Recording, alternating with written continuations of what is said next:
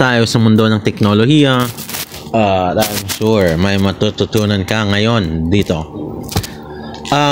Kamakailan lang dinidiscuss natin yung smart city. Paano nga ba ito gumana at ano yung kaibahan nito sa previous public governance. Ito nga naman yung syudad na nanduroon sa mundo ng Amerika.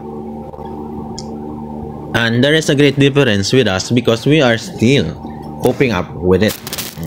Ito yung smart city, how they are being managed. Paano sila kumikita ng milyon-milyon? Paano nila ipapaboost yung mga syudad nila, the 50 state ng Amerika. So, ayan, na-discuss ko na yan on the last chapter. Dito tayo ngayon sa warfare. Paano nga ba? Una sa lahat, sa mundo ng Amerika, we have the so-called Pentagon. Ito yung parang hugis Pentagon na building na nakalagay sa ng Amerika. Sige lang ma, hintayin mo lang. Pupunta dito? Oo. Sabi?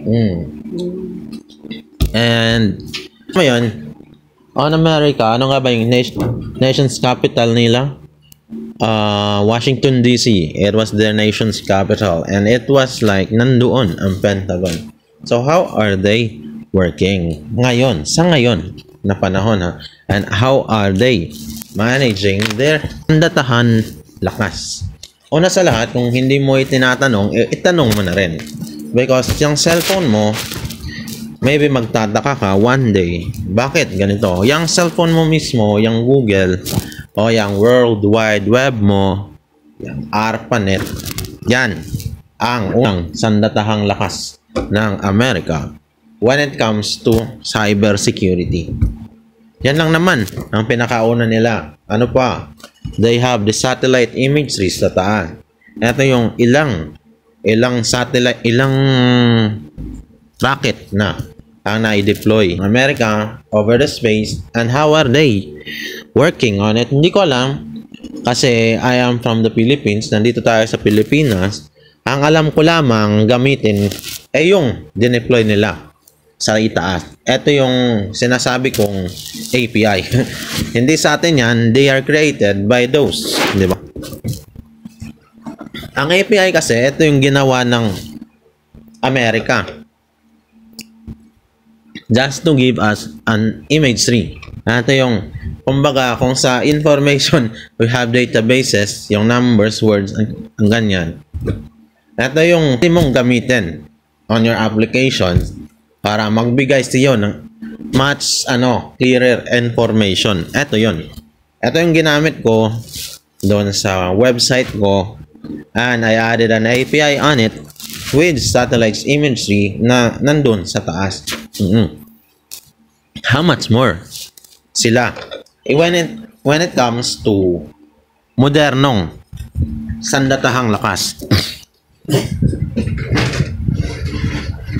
Kung pwede mong balikan yung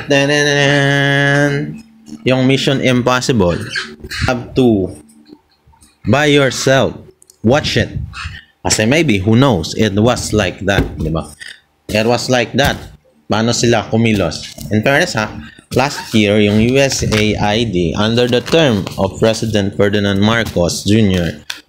nandito ang Pentagon, and they are here with their agents in the Philippines for who knows, hindi ko alam, pero kasi that is how they deal it. That is how, paano sila gumagalaw. Na-shock na lang ako because it was like supposed to be ang USAID is a part of Pentagon, di ba? And they are doing it. The USAID had a partnership with the Department of Information Communications Technology para i-guide tayo dito sa Pilipinas in terms of teknolohiya. And for who knows, ang Pentagon is connected with USAID and they are all over the globe. So which means ganyan sila ganyan kumilos ang United States of America in terms of warfare. Kung makikita po, meron din silang nuclear deal, di ba? they are trying to upgrade the nuclear weapons into something else. And hindi na yung tipong ihuhulog lang before like Hiroshima bombing. They are now updating it. Meron pa. They're robots. They're robots. They're already doing it. Na-deploy na nila yan sa sandatahang lakas. And they're trying to control. Sa Pilipinas, we are still on a manpower. We are on a life force. Diba? We are G.I. Joes. The great intellectual G.I. Joes. However, when you battle with the technology, when you battle with robots, nakasalalay ho ang buhay ninyo, sigurado hong mamamatay kayo when you makikipaggera ka sa ganyan klaseng sibilisasyon. The Russia, they are like, hindi ho sila hindi ho sila parang Pasig na napabayaan, niyuyurakan at unti-unting nagiging madumi. They are not like that. Nandito sila sa much more progressive world. Paano ho nila ginagawa yan? Well, they love R&Ds. Ito yung research and development. At ito na yung modernization. The modernizations of their civilization. Yan ang nasa smart cities. In fairness he is from America and he is in the Philippines, he is in India, he is in Hawaii, he is in different portions of the world acting like a diplomat. And they are like spies, diba? They are like undercover agents here who are trying to do their jobs. Hindi lang yan. Actually, kahit ako, may API akong ginagamit na Mapbox. Ito yung satellite imagery na pwede kong gamitin whenever I like it. Pwede ko siyang i-position in United States just so in case gusto ko lang na i-focus yung content ko on United States. But for now, as na-focus ko yan sa Tagbina, Surigao del Sur, where is my birthplace, kasi gusto kong may progress.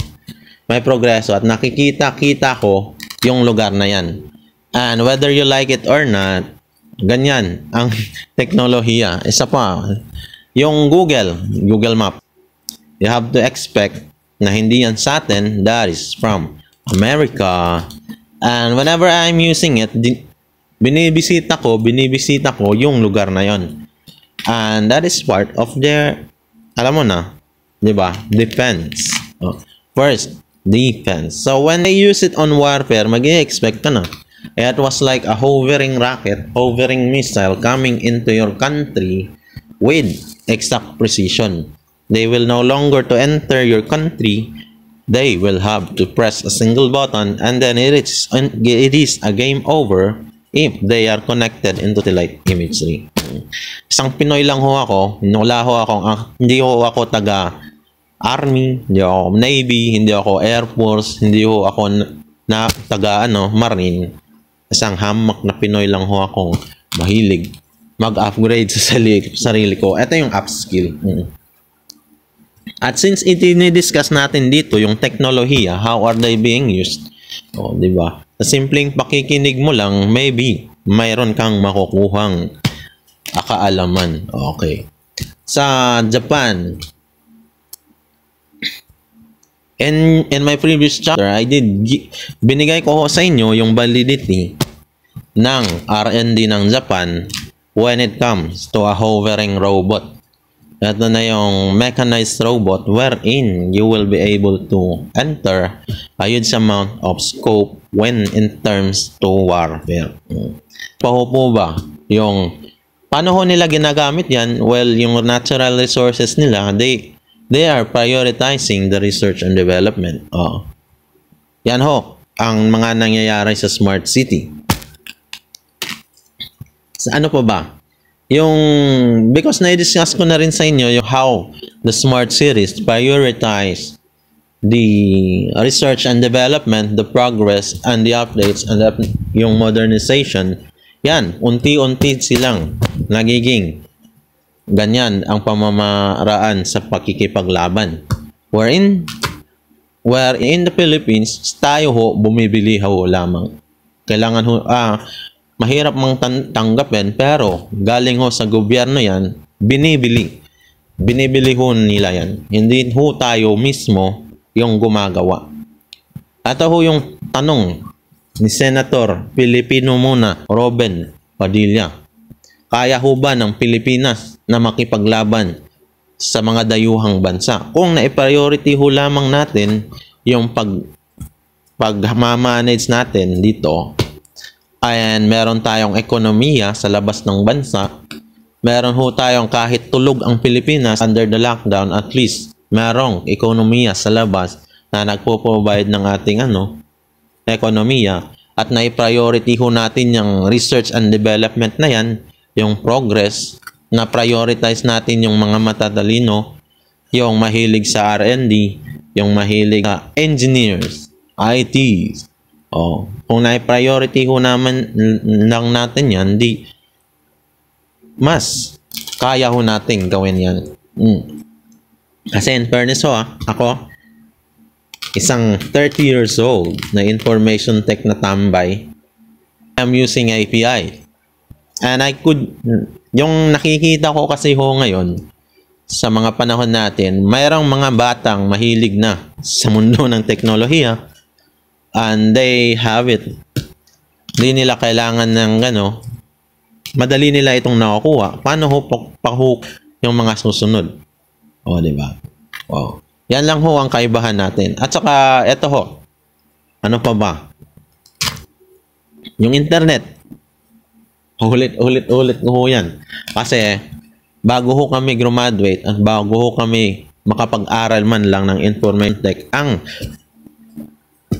tanging aral ng mga aming guro ay etong hello. W-O-R-L-D.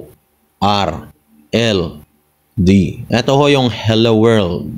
Which is by all means, ang ibig hong sabihin yan, lahat ho may hawak na cellphone, may computer, as long as it is connected in the internet, kayo ho ay nakakonekta sa Amerika. Ito ho yung ibig sabihin ng hello world. Yan ho yan. At in fairness, ito ho yung first level of defense ng Amerika. Yan ho, baka umabot ako ng 20, so iiklaan ko na lang kasi yan ho. Yan ang smart cities, how they handle their soldier, sandatahang lakas. Ano pa ba? Sa China ho,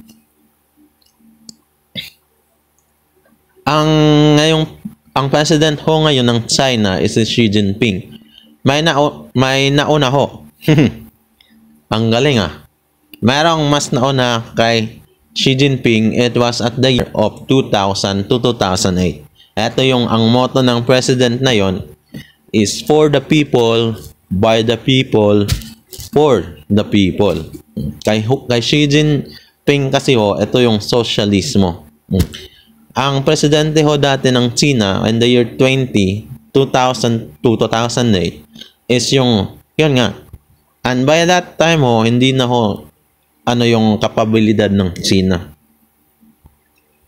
Hindi na ho matatawag na pang level ay pang number 43. So na ho yung pang top 11 to 16. Hindi ko matatawag na top 10 because they are out. They are already starting. Ito yung parang panahon na tayo ay nasa CRT pa lamang. Panahon na wala pa ho tayong flat screen na TV. Ay, meron na. Wala pa ho tayong internet. Kagaya nito, the 5th generation mobile. Ito yung panahon na pinipilit nilang iangat ang sarili nila. By that time, there is a treaty between South Korea and China. So, you better know it well ho, kasi nga, eto tayo sa mundo ng sanhang lakas. And by that time, hindi ho sila yung tipong nagtitipid ng gasolina. Araw-araw ho silang nagro-roaming sa karagatan ng China at umaabot ho sila sa boundaries ng North Korea at South Korea.